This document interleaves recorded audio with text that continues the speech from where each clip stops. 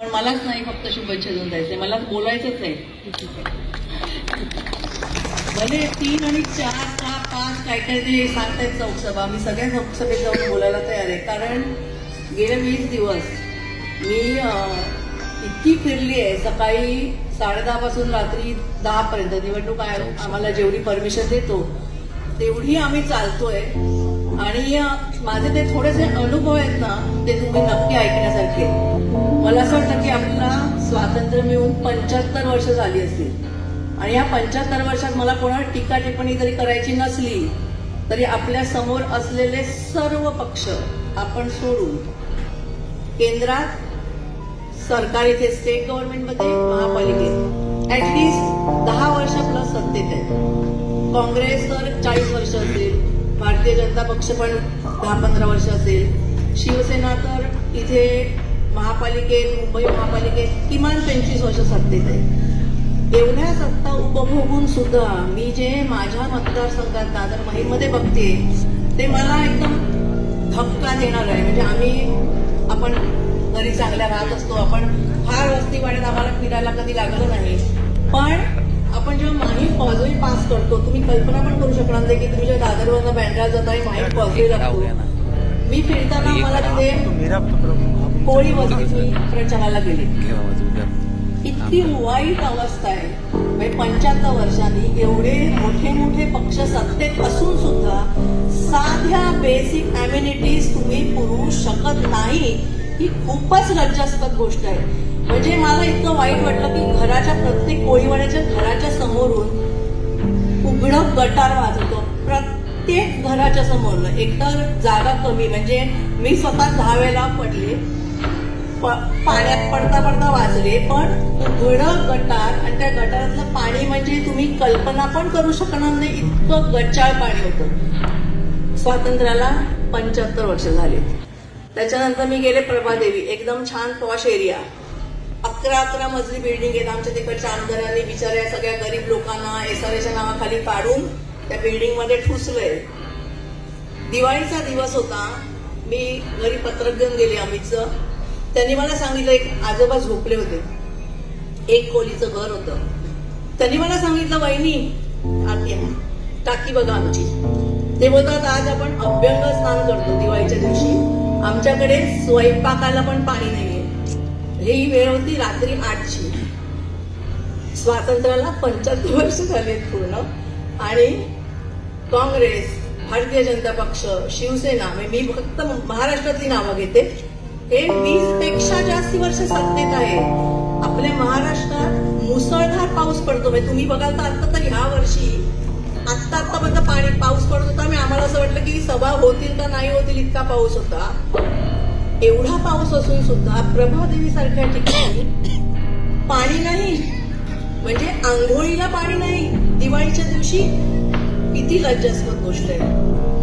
अजून एक बाई मला भेटली, तिने सांगितलं आमदारांनी स्थानिक, बरं हे प्रॉब्लेम हे फक्त दादर माहीमचे नाहीये ना, मी बघितलेत म्हणून सांगते, हे प्रॉब्लेम सगळीकडे समान आहेत. त्यांनी सांगितलं आम्हाला म्हाडाकडनं आमदारांनी बाहेर काढलं आणि सांगितलं तुमची डागडुजी करून देतो बिल्डिंग. एका 2 महिन्यात डागडुजी होईल. पण जुन्या बिल्डिंग होत्या. ते बोलले आज 18 वर्ष झाली आमची बिल्डिंग बिल्डरला विकली, आम्हाला भाडं मिळत नाही, आणि आम्ही या खोलीत राहतोय, आमदार उत्तरच देत नाहीये. म्हणजे गरीब लोकांना तुम्ही किती फसवाल. तुमच्या डोक्यावरती एवढी मोठी मोठी घरांची छप्र आहेत, त्यांची 100-200-300 स्क्वेअर फीटची घरं तुम्ही हडपून त्यांना कुठेतरी नेऊन टाकता, त्यांना भाडी मिळत नाहीत, रस्त्याची सुविधा नाही. आजही 25 वर्ष सत्तेत असलेली शिवसेना गटारावरती झाकणं नाही लावू शकत. परवा टीव्हीवरती बातमी होती की गटारात पडून एक मूल मेलं. हे आपण दरवर्षी बघतोय. म्हणजे गटारावरती झाकणं लावणं ही काय खूप मोठी कठीण गोष्ट आहे का? की ज्या मुंबई महापालिकेची वार्षिक बजेट 46,000 कोटी आहे, 46,000 कोटी, त्या मुंबई महापालिकेत दरवर्षी किमान 4 ते 5 माणसं गटारात पडून मरतात.